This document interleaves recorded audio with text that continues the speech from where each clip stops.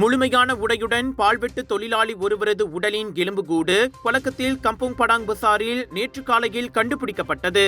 இது தொடர்பாக காலை 11 மணியளவில் ஆடவர் ஒருவரிடம் இருந்து தகவல் கிடைத்ததாக பாலிங் மாவட்ட போலீஸ் இடைக்கால தலைவர் துணை சூப்பரிண்டென்டன்ட் அஹ்மத் சலிமி முகமது அலி தெரிவித்தார். அந்த எலும்புக்கூடு கண்டுபிடித்த இடத்தில் இருந்து 25 மீட்டர் தொலைவே நீல நிற மோட்டார் சைக்கிள் ஒன்றும் கண்டுபிடிக்கப்பட்டது.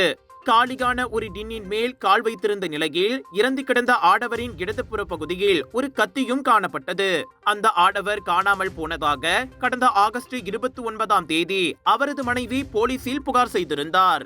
ஆகஸ்ட் 24ஆம் தேதி வீட்டில் இருந்து வேலைக்கு சென்ற தனது கணவர் அதன் பிறகு வீடு திரும்பவில்லை என அப்பெண் கூறியிருந்தார். அந்த எலும்புக்கூட்டில் காணப்பட்ட உடை மற்றும் அங்கு கைவிடப்பட்ட நிலையில் காணப்பட்ட மோட்டார் சைக்கிளை அடிப்படையாக கொண்டு அந்த உடல் அப்பெண்ணின் கணவர் என அடையாளம் காணப்பட்டது.